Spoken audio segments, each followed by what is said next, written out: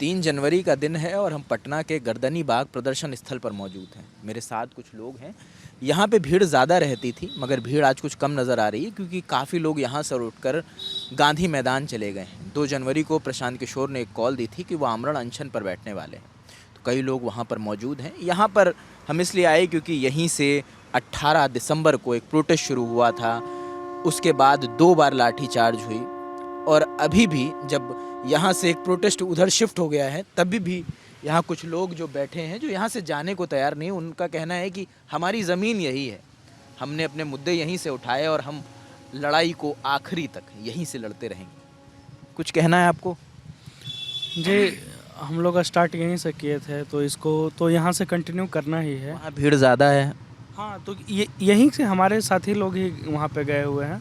तो ऐसा नहीं मीडिया में एक कॉन्सेप्ट बन रहा है कि 2 गुट में बट गया, ऐसा कुछ नहीं है। हम ही लोग का एक पार्ट वहाँ है और हम लोग यहाँ हैं क्योंकि अगर यहाँ छोड़ देंगे तो हमारा आंदोलन ख़त्म हो जाएगा। तो कुछ लोग यहाँ जमे हुए हैं, बाकी लोग वहाँ कर रहे हैं। हाँ, हर दिन कुछ लोग रहते हैं, बाकी हाँ, पूरी टीम वहाँ रहती है। हाँ, बिल्कुल बिल्कुल, पूरी टीम वहाँ रहती है, बाकी हम लोग कुछ यहाँ रहते हैं क्योंकि हाँ। देखिए, जो भी व्यक्ति चाहे उनकी आइडियोलॉजी मैच करे या ना करे, पर अगर वो हमारा समर्थन करते हैं, कोई भी पॉलिटिकल पार्टी, तो हम उनका स्वागत करते हैं। तो वो हमारा समर्थन कर रहे हैं, हमारे लिए बैठे, तो अच्छी बात है। तो हम लोग को उससे कोई दिक्कत नहीं है। जिस बात को लेकर पूरी लड़ाई शुरू हुई थी, पूरा प्रोटेस्ट शुरू हुआ था, वही एग्ज़ाम कल होने वाला है। अब कुछ 8:30 बज रहा है, 9 बज रहा है।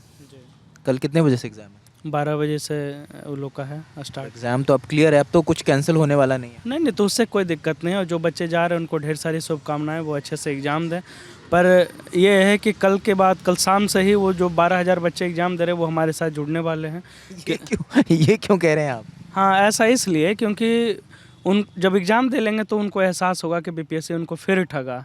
तो एक बार ठगाए, अब दोबारा फिर ठगाएंगे, तो वो हमारे साथ जुड़ेंगे कि हमारा भाई लोग वहाँ बैठा हुआ है, चलो यार अब मदद। ऐसा क्यों कह रहे हो आप? क्योंकि सर है ना, बीपीएससी का वो नेचर ही है, वो तो कल ही पता चल जाएगा। कल आप देखिएगा, कल शाम तक देखिएगा कि सारे बच्चे हमारे साथ जुड़ जाएंगे क्योंकि वो ठगे जाएंगे, फिर बीपीएससी के द्वारा ठगे जाएंगे। उनका क्वेश्चन का ढंग, उनका तरीका, सब का सब वाहियात होगा पूरी तरीके से। आयोग कह रहा है कि उन्होंने पूरी तैयारी करी है, पूरा पेपर सेट किया है। हाँ, वो तो हम लोग का जब ले रहे थे उस समय भी तैयारी किया था। 13 तारीख को भी पूरी तैयारी थी, कमर कस के ऐसा तैयारी की है कि आप राजधानी में पेपर टाइम पे नहीं पहुंचा पाए। राजधानी में आप है जो कह दिए, डीएम आपका रिपोर्ट दे दिया कि क्वेश्चन कम पड़ गया। तो पूरी तैयारी उस दिन भी थी और कल भी उनकी पूरी तैयारी रहेगी। आप सहमत हैं इनकी बातों से?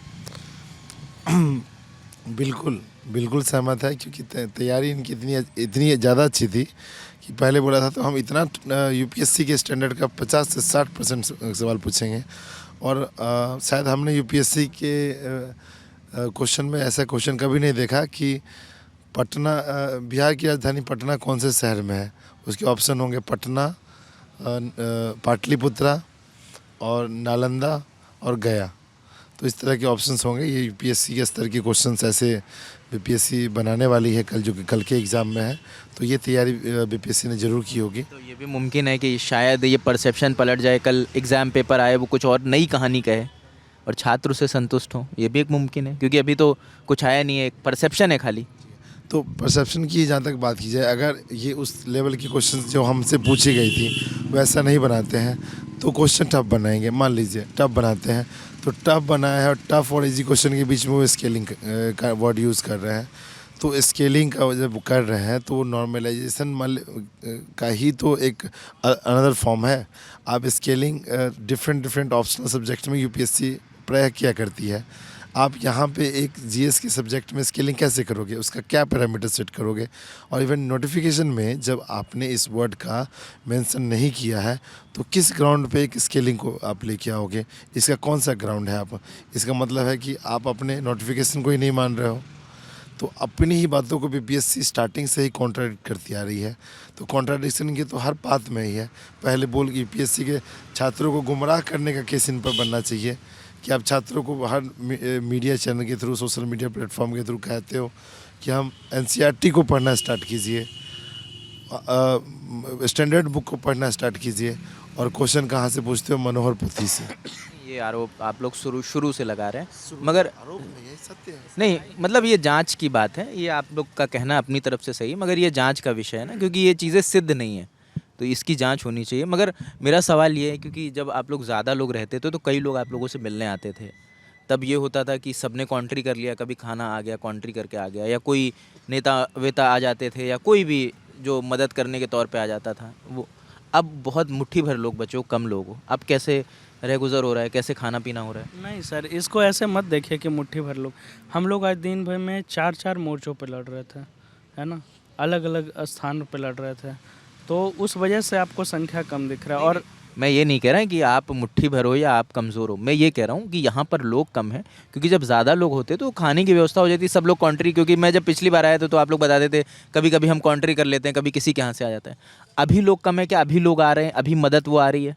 खाना कैसे आ रहा है? ये जो ब्लैंकेट वगैरह ये कैसे व्यवस्था चल रही है अभी? बस हम ही जो स्टूडेंट लोग का ग्रुप है आपस में, उसी में डोनेशन आ रहा है, आपस में सब मिलके कंट्रीब्यूट कर रहे हैं, उसी से आ रहा है। और बाहर से क्या मदद का हम लोग को ज़रूरत, हम लोग को पैसा चाहिए ही नहीं, हम लोग को चाहिए क्या, मोरल सपोर्ट चाहिए। नहीं, वो तो बेसिक चाहिए, आप खाना तो खाएगा ही हाँ, इंसान। तो उतना हो जा रहा है, इसीलिए कह रहा हूँ, उतना अपने तरफ से हम लोग का हो जा रहा है।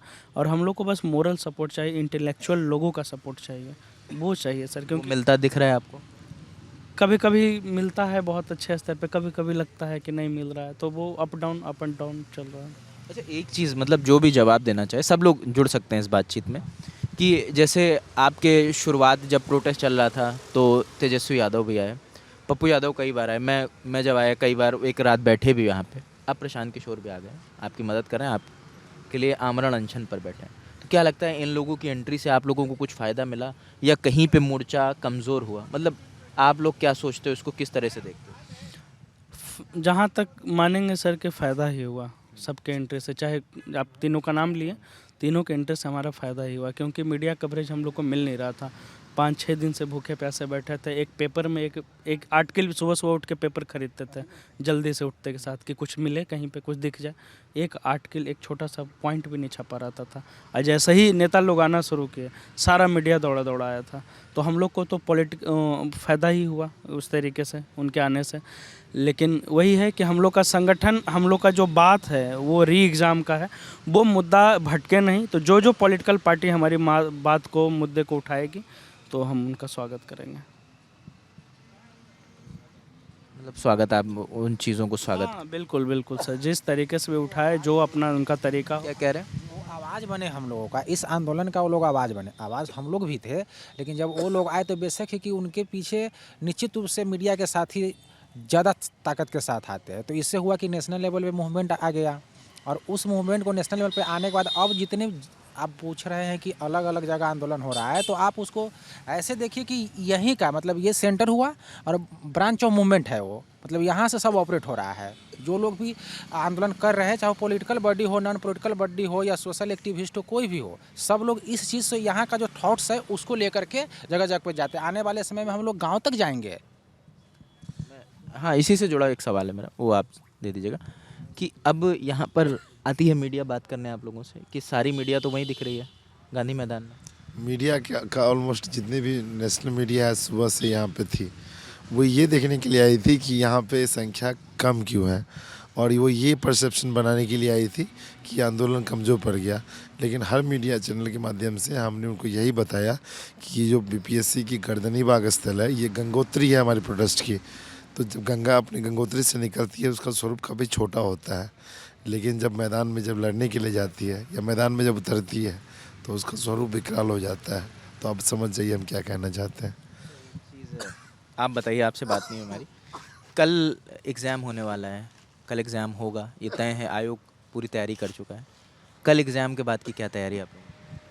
कल एग्ज़ाम का तैयारी के बाद का आह्वान है हमारे भाई लोग से, जितने भी हैं अभी बिहार के जितने भी भाई लोग सुन रहे हैं, इंडिया में जितने भी लोग सुन रहे हैं, तो कोशिश करें कि अपने जितने भी ज़िले के अपने प्रतिनिधि हैं, चाहे एमएलए, एमएलसी, एमपी, सारे लोग के पास सत्याग्रह शुरू कीजिए, और अपने प्रतिनिधि के माध्यम से ये हमारे लोग का जो मांग है री एग्जामिनेशन, उसको अपने बिहार के आवाज़ के लिए, अपने बिहार की प्रगति के लिए, जो हम जैसे बीपीएससी के जितने अभ्यर्थी जो बार बार ये क्वेश्चन पेपर के मामला जो आ रहा है, हमारे बिहार के भी बहुत पूरे भारत में छवि खराब रहे, उसको ठीक करने के लिए अभी समय की मांग है। आज नेचर ने हम बहुत 18 तारीख से देख रहे हैं, आज ऐसा लगा हम भी बहुत दिन से 15-16 साल से सामाजिक काम कर रहे हैं, लेकिन ऐसा आज तक नहीं लगा कि किसी चीज़ का एक कमी नहीं लगा हमें। चीज़ रियली सच ये कहना चाहते हो कि सब लोग अपने अपने स्तर पर सत्याग्रह करें। कुछ जोड़ रहे हैं आप? नहीं सर, हम लोग बस यही है ना कि छोड़ेंगे नहीं इस चीज़ को, क्योंकि हम लोग सच के लिए लड़े हैं, है ना। बर्फ़ की सिल्ली कितनी भी मोटी क्यों ना हो, सूरज निकलने के बाद उसका पिघलना तय है। तो हम लोग छोड़ नहीं रहे हैं मोर्चा, और अलग अलग चैनल के माध्यम से अलग अलग मोर्चे और खोलेंगे, पर छोड़ नहीं रहे हैं, हट नहीं रहे हैं कहीं। डगर कठिन है लेकिन हम प्राप्त करेंगे। इस आंदोलन का शुरुआत सबसे पहले सोशल मीडिया से हुआ, उसके बाद फिर एक आदमी शुरू किया, फिर 2 आदमी, फिर उसके बाद पूरा टीम बना है। आज के डेट में ये आंदोलन पूरे विश्व में फैल चुका है। तो आने वाला समय में अगर जो 5 आदमी भी यहाँ रहेगा तो तब तक बैठे रहेगा जब तक वो री एग्जाम नहीं कर देता, वरना कोर्ट तो है ही ना, कोर्ट सबके लिए समान है, कोर्ट जाएंगे। जब छोड़ देंगे ना, तो हमारा जो छोटा भाई बहन है ना, जो हमारे पीछे तैयारी कर रहा, वो मोरली कमज़ोर पड़ जाएगा कि हमारा मतलब कुछ नहीं होता है ना। तो उनके लिए अब हमको लड़ना, पीछे नहीं हो सकते। तो आशा नहीं टूटने देंगे, मतलब उनको ये पता होना चाहिए कि यदि धांधली मेरे साथ होगा तो उसका मकबूल जवाब देने वाला लोग यहाँ खड़े हैं। एक नज़ीर पेश करना है एक्चुअली। बीपीएससी प्रोटेस्ट का जो मकसद सिर्फ बहुत बहुत लंबा चल गया है। लंबा क्या, गांधी जी का सत्याग्रह भी कितना लंबा चला, गांधी जी ने कितनी लंबी लड़ाई लड़ी थी। तो हम गांधी जी के इतने बड़े तो नहीं हैं, लेकिन उनके आदर्शों को थोड़ा अपने अंदर ढालने की कोशिश कर रहे हैं। बिल्कुल। और ये तस्वीर है, क्योंकि जब मैं वहाँ गया गांधी मैदान तो वहाँ सभी लोग कवर कर रहे थे। तो मेरी जिज्ञासा ये थी कि गर्दनी बाग जहाँ से इन चीज़ों की शुरुआत हुई थी वहाँ का क्या नज़ारा है। तो ये नज़ारा है, लोगों का कहना है कि यहीं से शुरुआत हुई थी और यहीं पर ये लोग डटे हैं जब तक इनकी मांगें नहीं पूरी होती। कल 4 जनवरी है, कल री एग्ज़ाम। एक सेंटर मैं कहता हूँ तो लोग नाराज़ हो जाते हैं, कहते हैं भैया वो 20-25 सेंटरों के बराबर है, तो 20-22 सेंटर के बराबर है, क्योंकि वहाँ 18,000 लोगों की सीटिंग है, 18,000 लोग एक साथ दे सकते हैं। उन्होंने पहले हम बार बार यही कहते थे वो एक सेंटर नहीं है। तो बीपीएससी का कॉन्ट्राडिक्शन फिर देखिए, जब इन्होंने इस बार एग्ज़ाम करवा रहे हैं तो 22 सेंटरों में उस एक सेंटर को बांटा है। तो हम बार बार उनको कहते थे कि आप एक सेंटर की बात मत कीजिए, आपके 22-23 सेंटर पर अनियमितताएँ हुई। वही मैं जब कह देता हूँ कि एक सेंटर पर री एग्ज़ाम है तो मुझे कमेंट में सब घेर लेते हैं। तो वही मैं फिर से बोलता हूँ कि तब से बोलते थे।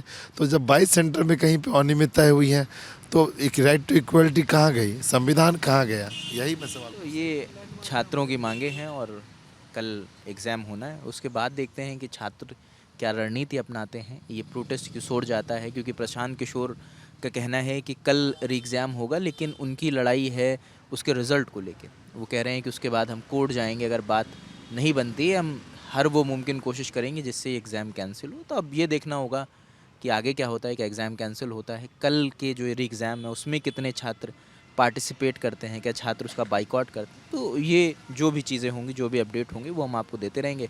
कैमरे के पीछे राशिद है, मेरा नाम रजत है। देखते रहिए द लल्लन टॉप। शुक्रिया।